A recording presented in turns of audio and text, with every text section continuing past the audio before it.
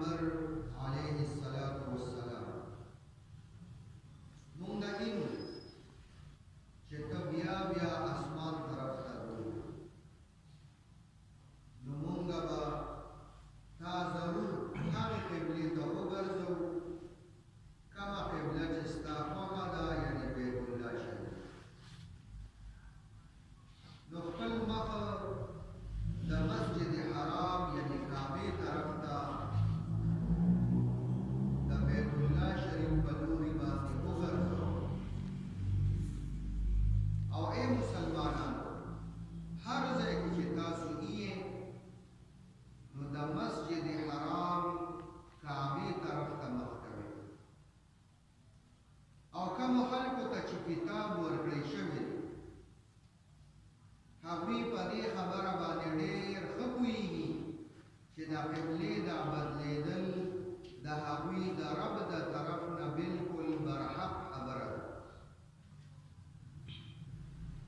او الله تعالی د هغه څه نه بې خبره نه دی کوم چې دوی کوي نوې درس کې الله تعالی فرمایي او که چېرې ته هغه خلکو ته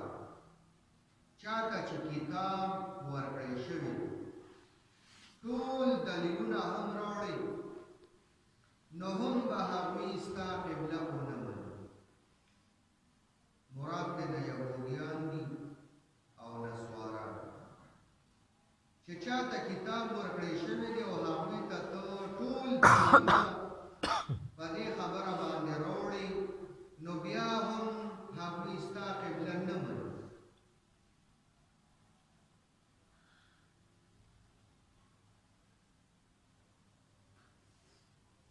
او نه ته د هغوی قبله قبلولی شي او منلی شي د هغوی قبله هم ته نشي منلی ځکه چې تا ته حکم د بیت الله شریف ته د مخ کولو او د هغوی قبله بیت المقدس دی نو تم د هغوی تابعداري نشي کولی او دا خو څه کې چې هغوی په خپل منځ کې د یو بل د قبلې منلو والا نه دي یعنې د یو بل د قبلې منلو ته تیار نه دي یهودیان د نسوارو قبله نه مني او نسوارا د یهودیانو قبله نه مني او که چېرې ته د دې واضح علم راتلو نه پس هم د دوی په خواهشاتو پسې لاړې او روان شوې چې تا ته پوره علم راغلی دی او د هغې نه پس هم ته د دوی منونکې شوې او د دوی خواهشاتو پسې روان شوې نو ته به په ظالمانو کې شمېر کړې شې ای د قرآن اورېدونکي د یهودیانو د کفر د عناد او د مخالفت او د سرکشۍ بیان شروع د دې باوجود چې د پیغمبر علیه الصلاة والسلام د شان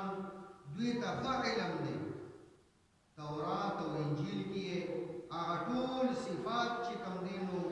ویلي دي او لیدلي او د هر قسم دلیلونو پیش کېدو باوجود هم د حق پیروي نه کوي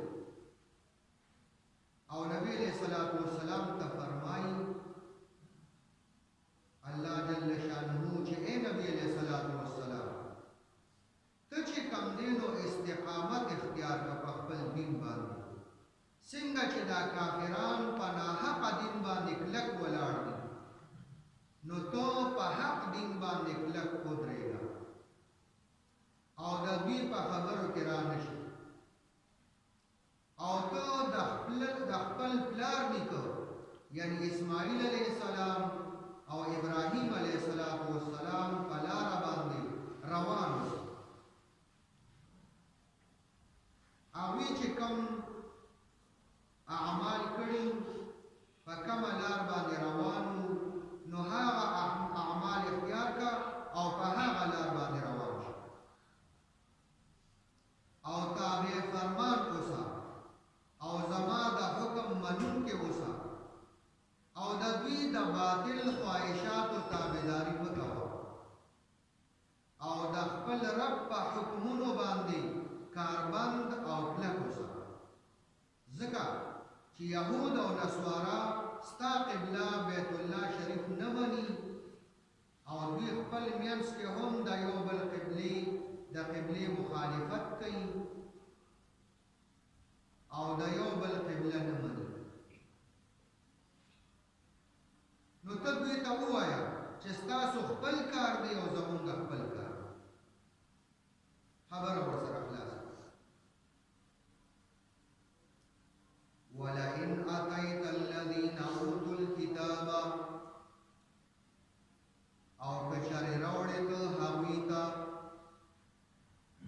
چاته چې ورکړی شوی دی کتاب چاله چې مونږ کتاب ورکړی دی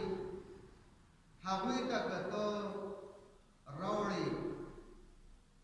هر قسمه دلایل بكل آیت هر قسم دلیل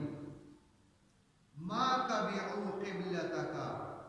نو هم به هغوی نه مني قبله ستا قبله نه مني که ته ورته هر قسمه دلیلونه راوړې وما انت بتابع قبلتهم او نه ته پیروي کوونکي د قبلې د هغوی نه ته د هغوی قبله مني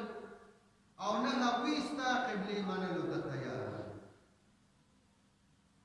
وما بعضهم بتابع قبلة بعض او نه دوی نه دي چې کوم دی نو ځینې د هغوی نه پیروي کوونکي د قبلې د ځینې یعنی د یو بل قبلې هغوی نه مني یهودیان د نصوارو قبله نه مني او نصوارا